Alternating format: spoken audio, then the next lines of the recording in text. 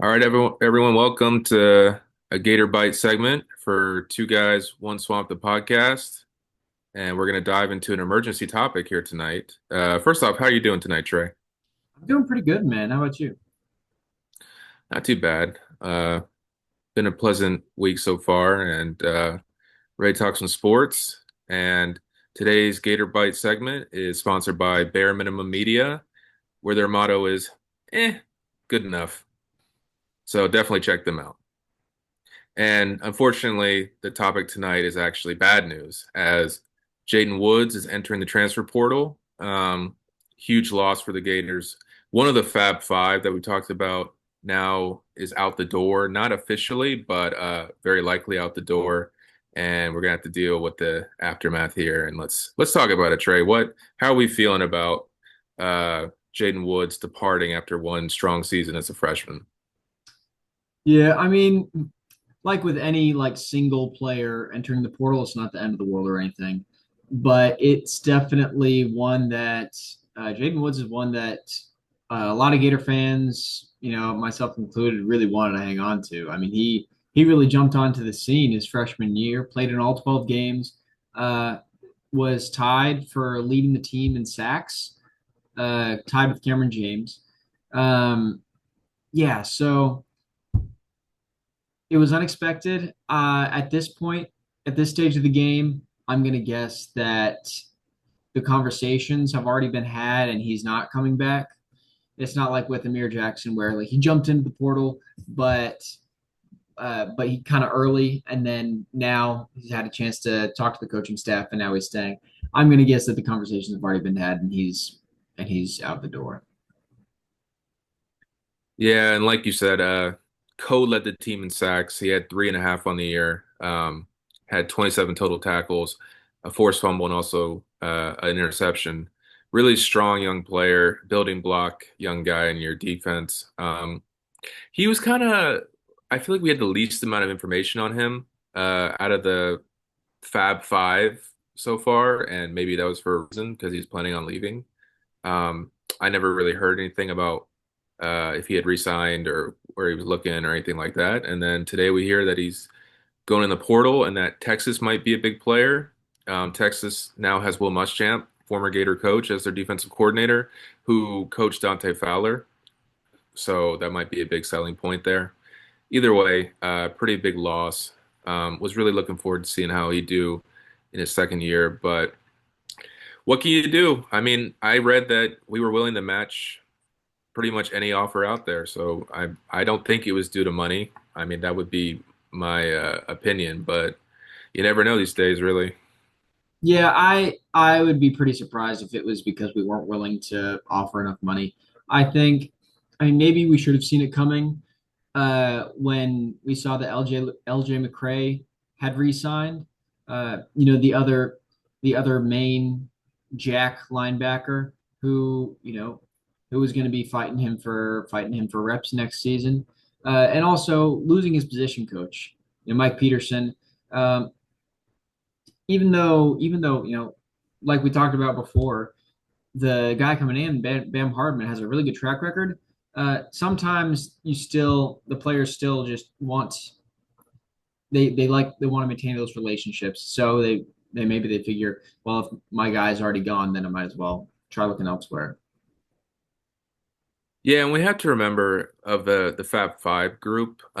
Three of them are from Florida. Miles Graham, Dallas Wilson, and VB3 are from Florida, and then Jaden Baugh is from Georgia. So I mean, that's pretty. They're from the South, and three of them are from the state of Florida. And then Jaden Woods is from Kansas, you know. That's true. Yeah, I You hadn't thought really, about that, but that's a good point. yeah, he's not a guy that has ties to the South or to the university or anything like that. He might even want to just be closer to home, and Yeah, you that's can't really true. blame the guy for doing something like that. I mean, I'm sure we did everything and are going to continue to do everything to get him to stay. I don't think he will, but um, I hadn't really thought about that either before, but it makes sense that he'd be the least likely of those five to stick around, unfortunately. But here's my thing now, though. You lost one of those five, and now I don't think you can afford optics wise to lose another one. honestly, um, in my opinion. Yeah, I feel like all all of the wrongs can be righted with a monster portal class. So it really just like even if we lost, say, if we lost Dallas Wilson, who I think is the only one left, um, it was still like if we lost Dallas Wilson, but then brought in, say, Cam Coleman from Auburn, who just jumped in the portal, then I think that would make Gator fans feel a lot better. Just like we're losing Jaden Woods, but but I'm sure we're gonna attack the portal for at least one big time edge guy. And Cameron James and LJ McCray, like we just said, have just re-signed, but I think we need more depth there still, especially having lost Jaden Woods, and I wouldn't be surprised if uh, at least one or two more edge guys jumped in the portal as well. So I'm sure we'll attack the portal at that position group, but yeah, all wrongs can be righted in the portal. So it's just a matter of wait and see. Right. And like you just said, Cam James officially re-signed, co-led the team with Woods on as a sack leader with 3.5. And then LJ McCray is coming back. He was number one defensive lineman in his class 2 years ago. Big time potential, but I mean, he only played one game last season, and we never really saw what he was capable of. And he might even switch positions in this new defense Hmm. under new position coach. So that'd be something to watch. They might think of him more as a traditional hand in the dirt kind of guy than a stand-up guy. That'll be up to the new staff, but I'm willing to see where that goes. I mean, the guy was wanted by everyone. Monster senior tape. I remember watching his huddle tape and thinking like we got to get this guy, and we did. And we're still paying him a boatload of money probably, but Oh, I I'm bet. excited about him coming back for sure. And also, tight end Amir Jackson is returning after entering his name in the portal. That does happen, folks. Guys do Yeah. come back after they put their name in the portal. It's not common, but it happens. I am pretty pleased with that. I think that he has the most natural athletic ability out of our tight end room, which is not saying a lot right now, but natural pass catcher, which I think will be using more of a um, spread offense in the future. So we'll need a guy like that. I do hope we take another portal tight end, but I'm very happy with who we've gotten re-signed in the past couple days. Yeah, absolutely. I think Amir Jackson is definitely out of the guys in the tight end room. He's probably the one who I would have most wanted to keep. Hayden Hansen has been, very serviceable the last couple of years. He hasn't been bad, but I think he was asked to do a little bit more than he should have been asked to do by the last staff. Being, he's primarily a blocking tight end, and his catching got better uh, over the last couple of years, but still he was being split out wide, being sent to go run a fade, and that's just not his skill set. Amir Jackson, he can do all of that. He played wide receiver in high school, so it's going to be the blocking aspect uh, that he's going to have to work extra hard at and get to the same level as his pass catching ability. So he's a really exciting one. Yeah, and it's not like you said, it's not Hayden Hansen's fault. He was just a guy. I mean, the last staff thought he was, I don't know, thought he was Travis Kelsey or something for some reason, and would split Honestly, him out he wide, which I probably still don't get. I think he outplayed his recruiting rating. I mean, he was like a low 3 star, uh, and Very low 3 star. yeah, and he played well. Yeah, I can't say I'm sad he's leaving though. I think we can maybe upgrade there, but Yeah, I think so. I as a traditional inline tight end, I somewhat agree with you. I think he's okay, but when they would split him out wide is what I wouldn't agree with. But that was last year at this point, so no really point in talking about that. But Yeah.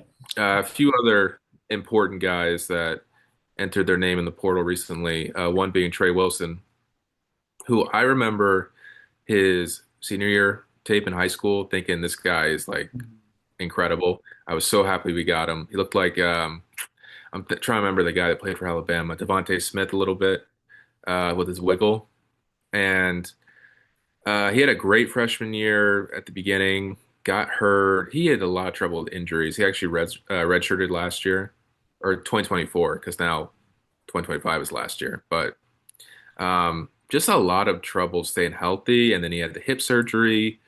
And so, and then just to add to the mystery, he has his best game of the season against Georgia and then gets hurt or shuts it down, whatever. So I'll be interested to see how he does at his new school. I think he might have a high asking price that we weren't comfortable paying. Um, but do you think that the pay that he's going to get possibly would match the production he's shown? Well, I'm gonna guess that the pay he's going to get will roughly match the production he's shown, whether or not that's what he's going for. I mean, it's just it's possible. Now, this is all baseless speculation, but it's very possible that, like you said, he had a high asking price and our staff wasn't willing to pay it, so we jumped in the portal. But that's not the first time that's happened. That happens all the time, and where players think they have a certain valuation for themselves and then they go into the portal looking for that and they don't get that. So, like I said, it's basically speculation. I don't know if that's what happened here or if he just wants a fresh start. That's entirely possible too. Like you said, he had a lot of potential coming out of high school. I was super hyped for him. Everyone was super hyped for that trio of receivers in the 2023 class. But yeah, after an exciting freshman campaign, he it never really materialized into something sustainable. He was always just kind of used as a gadget guy, and with the exception of like a couple individual performances, he never developed into a consistent, true wide receiver. You know. Yeah, I also want to mention that I think he was used very poorly in the offense. Mhm. Um, they didn't manage him the right way, and his production also probably was less than we expected because of that too. It wasn't all on him. Oh, Um, absolutely. just overall, I would be because I failed to mention that Texas Tech is a big player with him, Mhm. but um, I would be uncomfortable paying his asking price that he wants, allegedly, with the fact that he's had to shut it down due to injuries the last 3 years. Yeah. Um, that would be very uncomfortable for me, but I'm not the GM. Another GM who has a billion-dollar donor might be okay with that. Hint, hint, wink, wink. Yeah. But also, Sharif Denson, co-starter in the secondary, also announced his name, announced to go to the portal. A guy that I believe was a Gator legacy, and he had made 80 tackles the past 2 years and one interception, a forced fumble, and kind of a smaller guy, but um, I don't think he was actually fond of Napier getting fired. I think I remember him tweeting out something about the university like screwing the players over or whatever, and he deleted it. But That's wish him well crazy. in the next job. Yeah, I don't think we really fought to keep him either, honestly, or his teammates even would want him back. But I think he seems kind of like a state of Florida guy, so maybe he'll go to FSU. I don't know. We'll see. Yeah. Yeah, he was definitely a plus player for us in the secondary, so it's a shame to see him go. But you're not going to be able to keep everybody, so there's a certain amount of attrition you can expect, and it's not all going to just be the second and third stringers. So that's the way it goes. Yeah, building depth is really tough in today's game. It's got to be absolutely infuriating for coaches just to like finally get the pay to get guys like starter level guys, and then your third stringer says, "Oh, you're paying that guy that much. Well, now I want that much."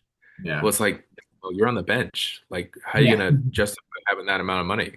But that's what kids are doing these days with agents. I mean, it's crazy. Um, which makes it crazy to me that Marcus Freeman, who completely subtopic, but he announced he's coming back to Notre Dame. I mean, if you got a chance to get out of college football right now, if I don't know if it's a wise choice to stay at this point with how it's being run, but As a And lover of college football, I think at that. he's been doing fine with it so far. I mean, he became a head coach as that was all happening. So I think that's as far as his head coaching tenure, that's essentially all he's known. So I think, yeah, I wasn't too surprised that he decided to stick with Notre Dame. He seems like a Notre Dame guy. I think he is too, but in the NFL, he would have been pretty much guaranteed to make the playoffs, which he was crying about this year. So I guess I'll have to get over that. But moving on, another big portal move happened today. Cam Coleman from Auburn entered the portal and will probably be the number one rated player in the portal. He is. Just a cyborg of a receiver. He already got rated. Yeah, yeah, he is rated on three at least. He is the number one player in the portal. Okay, justified. Like I Yeah. said, he's a cyborg receiver. I would expect Florida to be in the sweepstakes for him if we lost Dallas Wilson. Hopefully we don't, but he's going to command a lot of attention and money for sure. Yeah. Yeah, I really hope that we make a push for him. We got his old wide receivers coach, so there's that relationship there.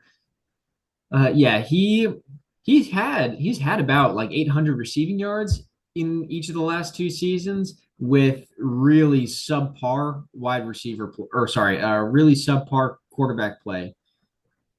So if he's able to get a good quarterback, just even a competent quarterback, college football better watch out because, like you said, he's an absolute freak, and so hopefully we can get him. It'd be really awesome to see Dallas Wilson and Cam Coleman and Vernell Brown out on the field at the same time. Oh, don't tease me. But yeah, so officially he's had 1,300 receiving yards the past two seasons, along with 13 touchdowns. Um, Also had 13 rushing yards. Don't forget that. But this year he had 708 receiving yards in a terrible. I mean, he's also been in a dysfunctional offense too, which Yeah. it makes me more crazy. I mean, I can't even imagine what he do with functional play calling and a functional quarterback play, like you said. So he would be definitely. I don't know about Heisman caliber because Well, that's really a receiver, but he's definitely. I don't know. He might be a Heisman level talent. I'm not gonna lie. yeah, I mean, it's tough to call your shot for Heisman when it's anything other than a quarterback, but he's definitely one of the most talented wide receivers in college football right now. I mean that trio of Jeremiah Smith, Cam Coleman, and Ryan Williams in last year's freshman class. I mean, any one of them would have been there. You know, if Jeremiah Smith wasn't in the class, they would have been each of them would have been far and away the number one receiver in whatever other class they were in, but they just happened to be in the same class as Jeremiah Smith, so they got relegated to number two and number three. But yeah, very talented player. Yeah, there's obviously huge rumors of money being thrown around for him. But Oklahoma, the Texas schools, uh, like we said, Florida. I think will get in there as we have his old receivers coach Marcus Davis. At least kick the tires, and then if Dallas Wilson leaves, definitely make a hard run at him. mhm. But um, by the way, we're going to have to save this for the next pod, but I really want to talk about the Texas schools and how they're completely looming over like the transfer portal in college football right now. I Yeah. mean, they just throw massive. It's Texas Tech, Texas A&M, Texas. I mean, they just every team is like terrified of them in the portal. Mhm. Texas A&M has made a huge offer to Dallas Wilson, allegedly, and they've already re-signed Mario Craver to a huge deal. They're going to be in the Cam Coleman sweepstakes. I mean, those Texas schools, they just spend big. And that doesn't even count Houston. For people that don't know, Houston actually, according to 247, had the number one player in the country committed, quarterback. Houston, another Texas school. That's crazy. Yeah, I fact checked myself. Don't worry. Um, this is just, I mean, 10 years ago, would you really be thinking that like schools would be afraid of Texas Tech and Houston and Texas A&M? I mean, No. the game has changed so much with, NIL era and both in good and bad ways, you Mhm. know. But Moving on from that, Trey, I believe you said you had some scoop on Rocco Becht, uh, quarterback from Iowa State, right? Yeah, I mean, it's not. I don't know how much scoop it is per se, but yeah, I've read. I've from things I've read and seen. I've heard some smoke about Rocco Becht and to Florida, not to Florida, but that we would be interested in him. Which I mean, Right. who wouldn't be? He's one of the best quarterbacks available in the portal. But I didn't really take it seriously at first because I figured, oh, he's just going to follow Matt Campbell to Penn State. But he's from Florida. Rocco Becht is. So there's a chance we make a solid push for him. Uh, if he wants to be closer to home. So that'd be a great addition. If we got just him and Aaron Philo, that'd be an excellent transfer portal haul at the quarterback position. Yeah, I'm a little bit surprised there's not more smoke around Rocco Becht to Florida because, for one, he's from Florida, like you said. And then for two, I believe I've seen that his girlfriend goes to UF. Yes, And that's right. for three, his dad also coaches in Florida. Um, that's a pretty powerful pull, that trio. Mhm. Uh, I know like so many players follow their coach in college football, and Penn State's obviously a great school. But I mean, it's going to be his last year. You kind of maybe want to, it'd be nice to play your senior year in front of family and everything, and Yeah. your girlfriend every game, every home game. I'm a little surprised there's not more smoke there. Maybe we'll get him to visit, but right now I still see lots of arrows pointing towards us and Aaron Philo from Georgia Tech, who is would be signing based more on potential, which kind of scares me, which we'll talk about more on the next pod, which is Buster Faulkner is going to be taking a risk, you know, putting all his eggs in a basket on Aaron Philo, who has not been a full-time starter really at any point in his career yet. Well, I mean, yeah, that's why we better not only take Aaron Philo. I definitely want Aaron Philo, but I don't. Yeah, we cannot afford to put all of our eggs in the proverbial Aaron Philo basket.